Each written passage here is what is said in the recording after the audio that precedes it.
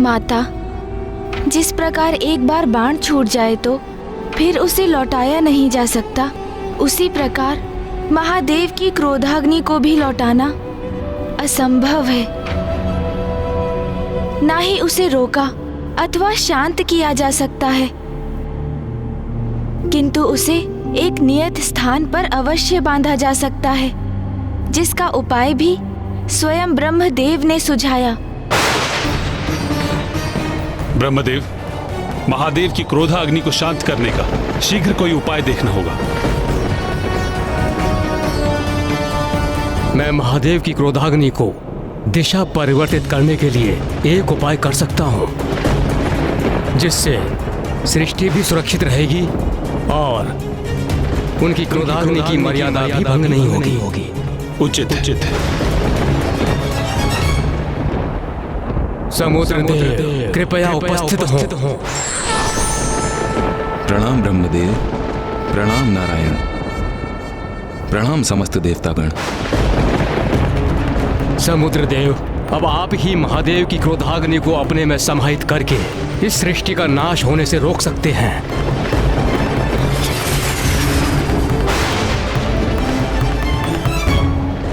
ब्रह्मदेव, आपका आदेश है तो मैं इस क्रोधाग्नि को अपने जल में अवश्य समाहित कर लूंगा, किंतु उसके प्रभाव को शांत करने की क्षमता मेरे जल में नहीं है। इसीलिए ये क्रोधाग्नि सागर की गहराई में जल एवं शिलाओं के मध्य में स्थित रहेगी, किंतु वहां स्थित होने पर भी ये अत्यंत भीषण और प्रबल रहेगी। प्रणाम। और फिर ब्रह्मदेव के आदेश पर समुद्र देव ने महादेव के तीसरे नेत्र से प्रवाहित हुई उनकी क्रोधाग्नि का आवाहन किया।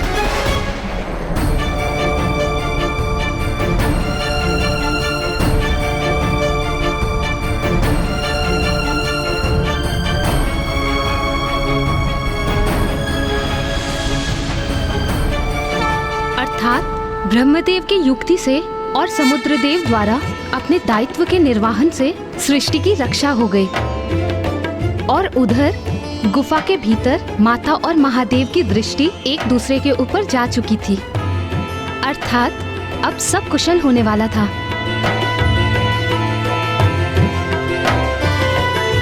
नहीं माता, कुछ भी कुशल नहीं होने जा रहा था, क्योंकि समुद्र देव ने महादेव की क्रोधाग्नि को एक वडवानल रूप में स्थित कर उसे अपने जल में समाहित अवश्य किया था, किंतु अग्नि उसकी प्रचंडता तो अभी भी शेष थी, और उसी की भांति महादेव का क्रोध भी कहाँ शांत हुआ था।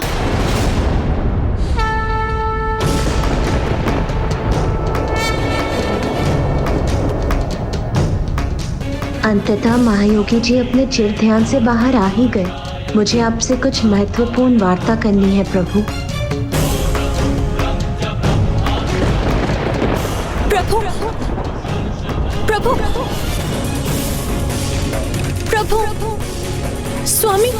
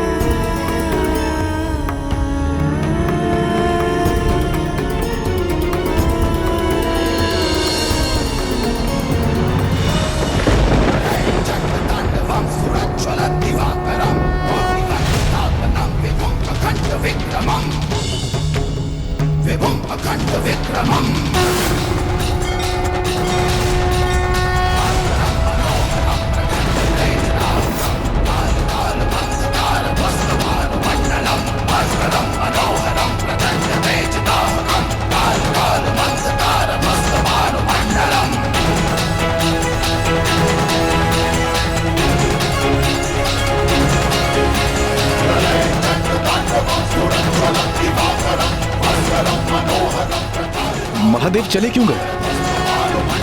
अब तो उन्होंने माता पार्वती को अवश्य देख लिया होगा। तो इस प्रकार जाने का कारण क्या हो सकता है?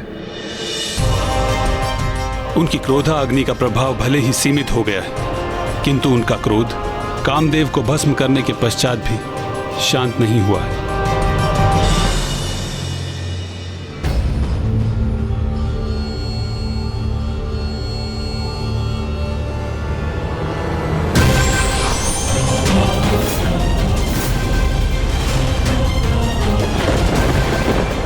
प्रणाम ब्रह्मदेव। प्रणाम पिताश्री। मैं स्वयं को रोक ही नहीं सकी, स्वामी का कुशल क्षेम ज्ञात करने के लिए यहाँ आ गई। कहाँ है वो?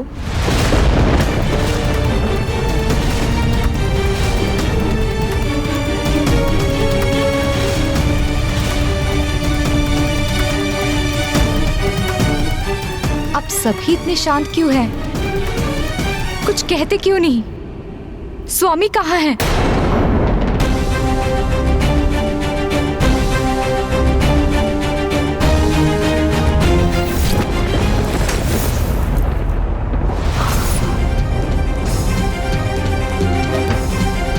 रुक जाओ पुत्री।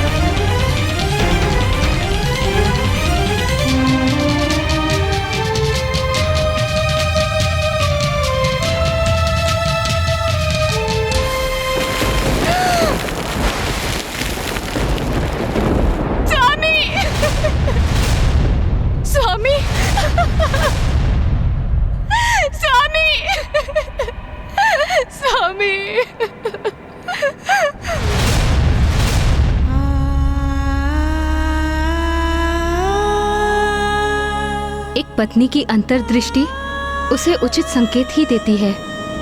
उसे संकट का पूर्वाभास हो ही जाता है। इसलिए देवी रति का कामदेव को रोकना उचित था। हाँ माता, एक पत्नी, एक माँ और एक स्त्री की अंतर्दृष्टि तो सदा उचित होती है, किंतु अब तो बहुत देर हो चुकी थी।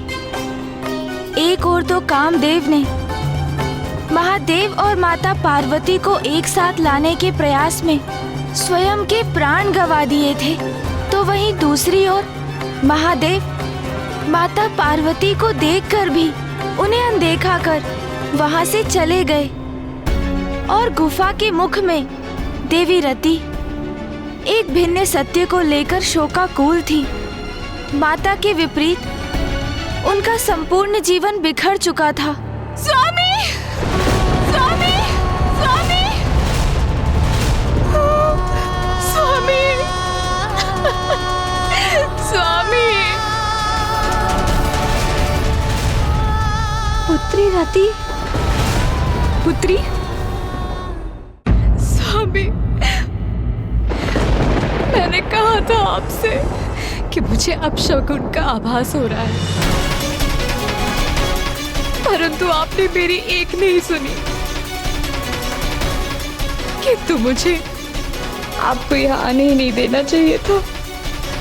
अब मैं क्या करूं स्वामी, अब मैं क्या करूं? कैसे लौटाऊं मैं आपको स्वामी? यदि मैं समय चक्र लौटा सकती तो अवश्य लौटा देती। हम प्रसन्न थे, आनंदित थे, हर्षित थे, प्रेम की लय में बंधे थे। और आप मेरा श्रृंगार कर रहे थे।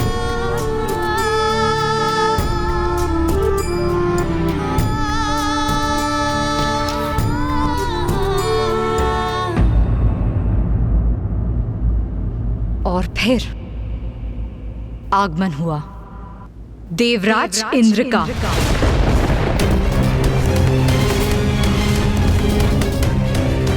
देवराज इंद्र वहां पहुंचे।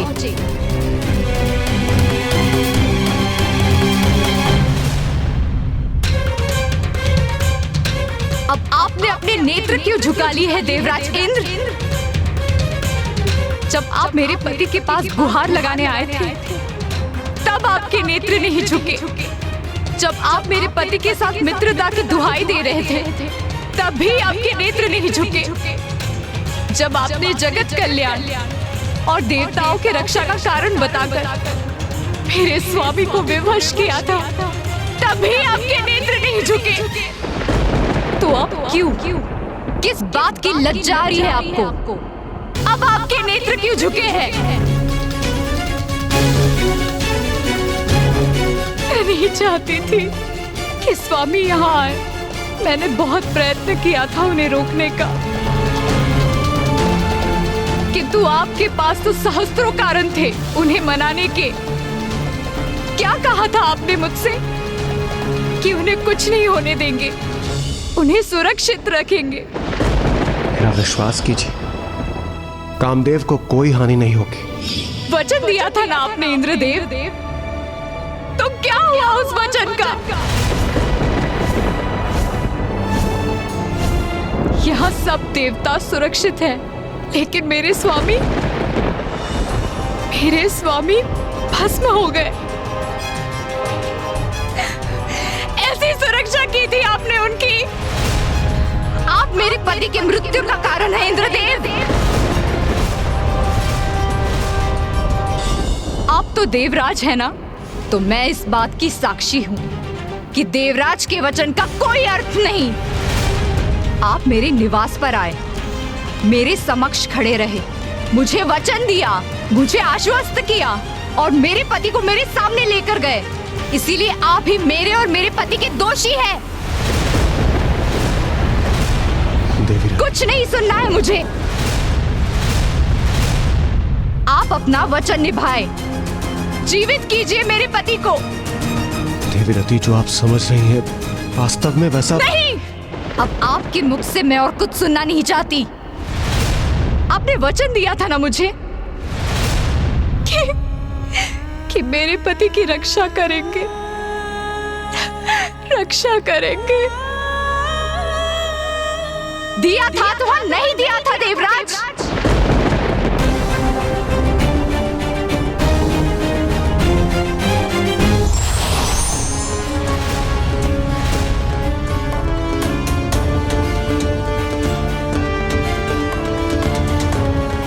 उत्तर दीजिए देवराज इंद्र, मेरी पुत्री आपसे प्रश्न पूछ रही है, उसका उत्तर दीजिए। हाँ, देखिए देखिए क्या हो गया मेरे पति को।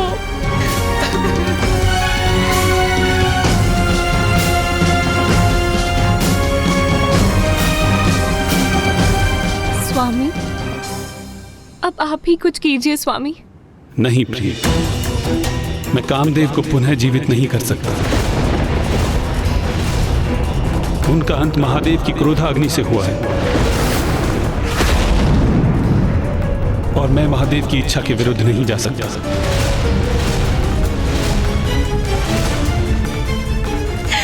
ये कैसा न्याय है पिताश्री?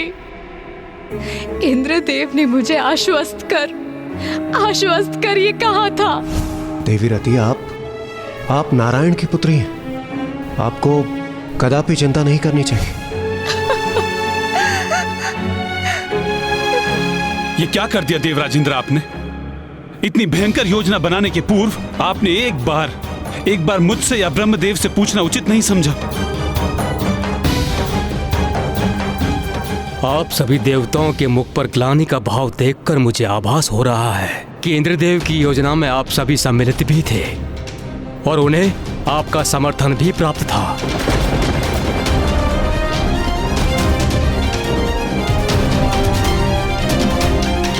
वाह इंद्रदेव वाह, आज तो आपने सभी सीमाओं का उल्लंघन कर दिया। सूर्यदेव, अग्निदेव, वरुण देव, वायुदेव, आप सभी इंद्रदेव के साथ थे ना? आप सबकी सहमति प्राप्त थी उन्हें, फिर एकमात्र मेरे पति दंड के भागी क्यों बने? महादेव की क्रोधाग्नि से मेरे पति की रक्षा करने क्यों नहीं आए आप लोग? क्यों नहीं आए? देवी रति, मैं यहीं उपस्थित था किंतु सब कुछ पलक झपकते ही हो गया, और जो कुछ भी हुआ ये उचित नहीं है। किंतु मुझे कदापि ज्ञात नहीं था कामदेव के बाण से महादेव की क्रोधाग्नि जागृत हो जाएगी। क्या कल्पना भी नहीं की थी आपने? मैंने स्वयं आपसे कहा था कि महादेव महायोगी हैं, उन्हें कोई भी, मेरे पति कामदेव भी, काम भावना के वश में नहीं कर सकते। जो सत्य मैं भली भांति समझती हूँ, उस सत्य का आभास भी नहीं हुआ आपको? फिर कैसे देवराज इंद्र है आप?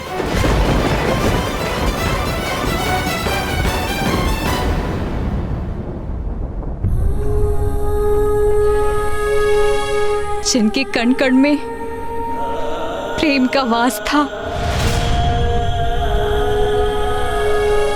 संसार में प्रेम की रासलीला जागृत किया करते थे।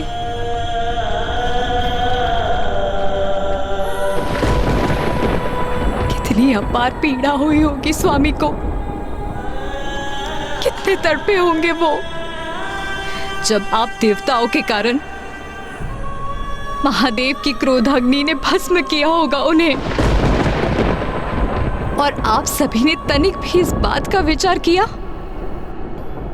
कि कामदेव के बिना रति कैसे जीवित रहेगी, क्या करेगी वो? और क्या आपका ये संसार कामदेव और रति के बिना स्थिर रह सकेगा?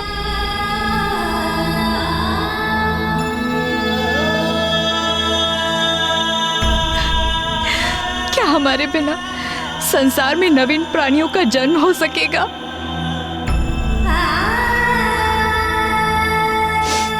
ब्रह्मदेव, आप तो सृष्टि के रचयिता हैं, इसीलिए आप तो अवश्य कुछ करने में सक्षम होंगे। फिर आप कृपा करके मेरे पति को पुनर्जीवित कर दीजिए ब्रह्मदेव, पुनर्जीवित कर दीजिए।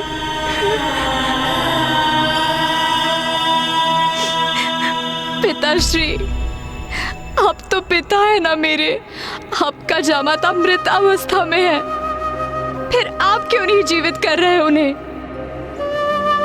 क्या आपको आपकी पुत्री का वैधव्य विचलित नहीं कर रहा? आप मुझे विधवा रूप में कैसे देख पा रहे हैं पिताश्री? कैसे देख पा रहे हैं?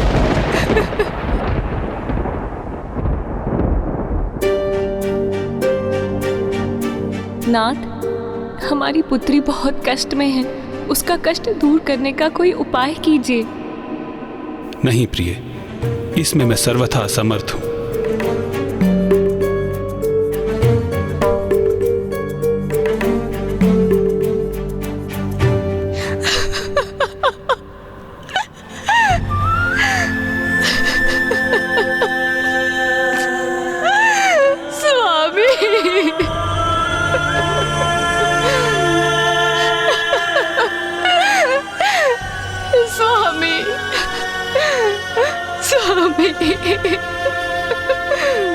ब्राह्मण देवता ब्रह्मदेव, नारायण, देवराज इंद्र एवं सभी अन्य देवगण वहां एक साथ उपस्थित थे फिर भी कुछ भी करने में असमर्थ थे। एक पत्नी होने के नाते मैं देवी रति की पीड़ा की कल्पना भी नहीं कर सकती।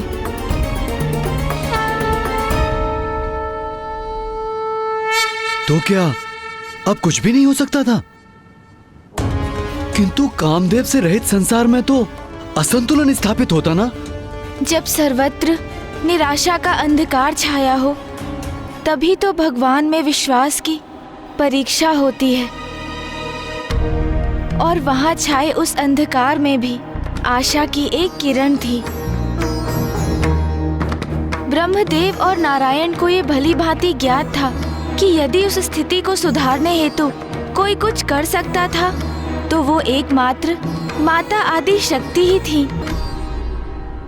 अपने आवेश में महादेव गुफा से बाहर निकल गए, किंतु माता वो तो अपने पूर्व काल की स्मृतियों और महादेव के सानिध्य में बिताए गए पलों के विचार में डूबी उस गुफा में ही स्थित थीं।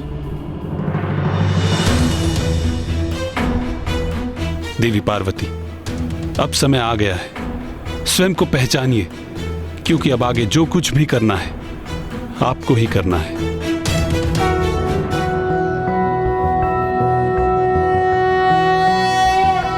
मध्य सुधाब्धि मणिमंडप रत्न वेद्यां सिंहासनोपरि गतां परिपीत वर्णां पीतांबरां। मैं तुम्हारी पुत्री बनकर तुम्हारी मनोकामना अवश्य पूर्ण करूंगी। घृतमुग्धर वैरिजिह्वां।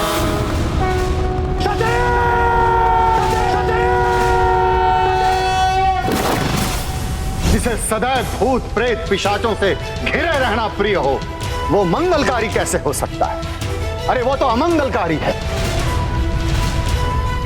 मेरे पिता के यहाँ यज्ञ का आयोजन है, हमें वहाँ जाना चाहिए। नहीं सती, बिना निमंत्रण कहीं भी जाना अहित को आमंत्रण देना है।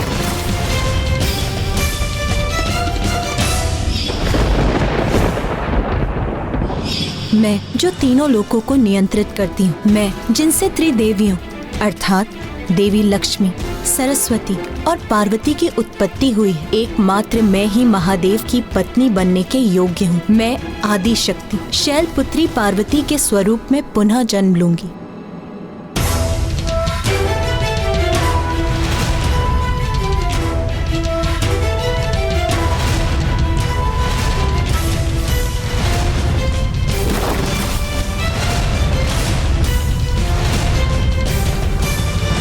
महाराज, कोई भी त्याग कभी व्यर्थ नहीं जाता।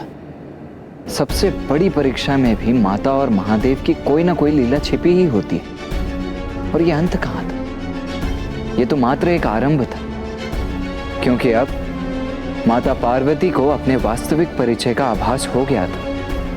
उन्हें ज्ञात हो गया था कि वो ही माता आदि शक्ति है, जो समस्त देवताओं को पूर्व से ही ज्ञात था। उस सत्य से अब माता पार्वती का भी परिचय हो ही गया था। किंतु देवता ही नहीं, अट्टासुर के सूचित करने पर तारकासुर अब इस सत्य को लेकर सचेत हो गया था और अब वो किसी प्रकार की असावधानी नहीं करने वाला था।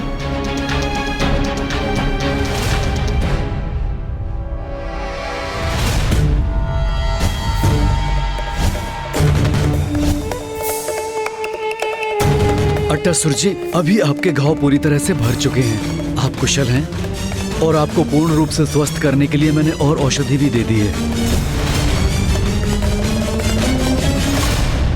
एक सुझाव है आपके लिए, आप कुछ समय और विश्राम कर लीजिए।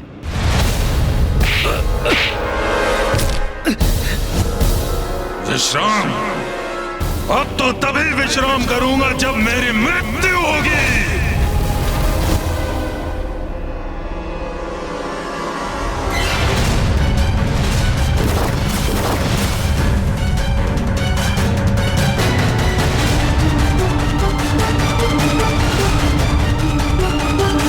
देवी आदिशक्ति, आज से 16 वर्ष पूर्व आपके कारण अंत हुआ था मेरा, किंतु अब एक नवीन जीवन की प्राप्ति हुई है मुझे। अब मैं पहले से भी अधिक बलशाली हो चुका हूँ। प्रतीक्षा करो देवी, प्रतीक्षा करो। महाराज की अनुमति प्राप्त करते ही मैं तुम्हारा विनाश कर दूंगा।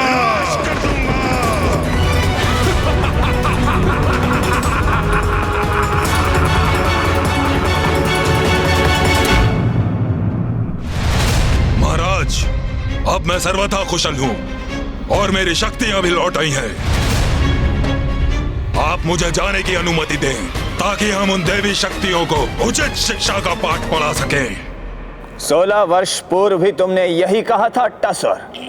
जी महाराज, किंतु इस बार मैं अपनी शक्ति का उच्च प्रमाण दूंगा। इस बार मैं आपको कदापि निराश नहीं करूंगा महाराज। उचित है।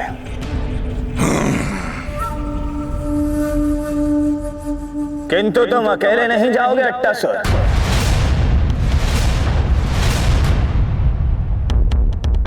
सैनिकों,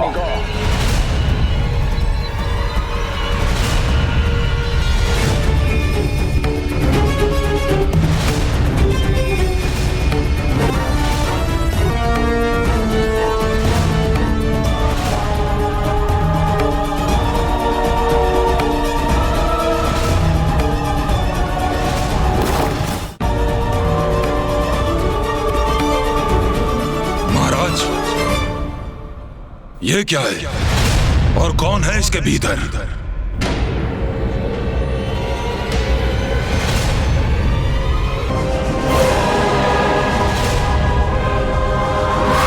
खोलो इसे।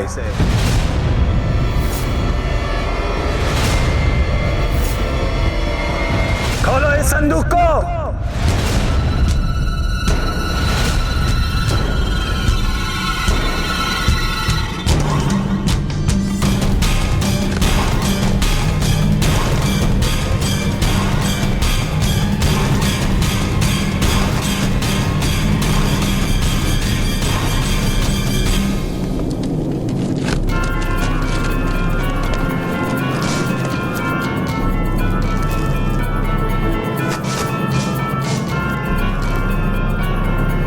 ये क्या महाराज, ये संदूक तो रिक्त है।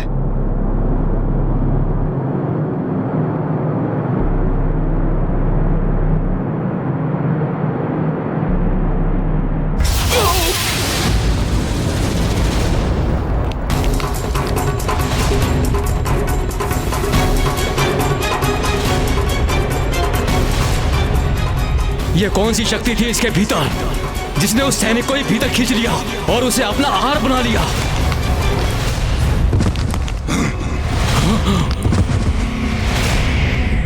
ये तो कोई भयंकर आसुरी शक्ति प्रतीत होती है।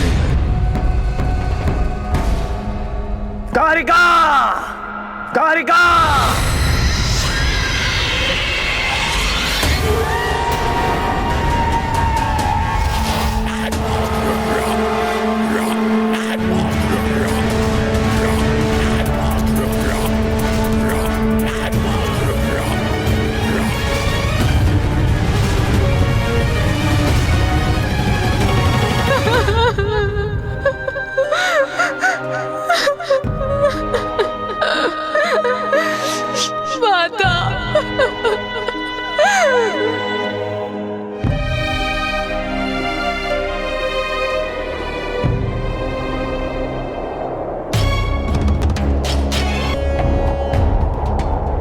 अकस्मात ये वायु प्रवाह कैसा?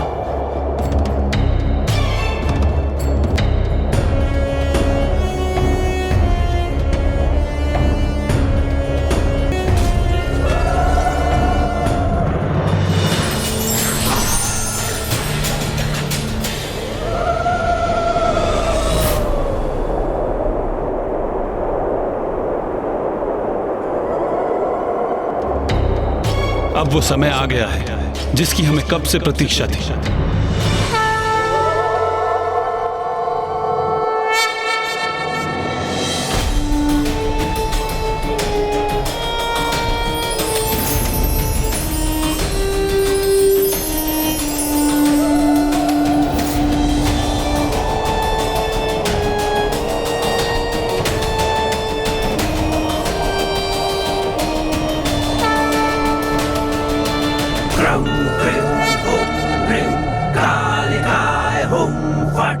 ब्रं ब्रिं हुं ह्रीं कालिकाय हुं फट् जयन्ती मंगला काली भद्रकाली कपालिनी जयन्ती मंगला काली भद्रकाली कपालिनी दुर्गा क्षमा शिवा धात्री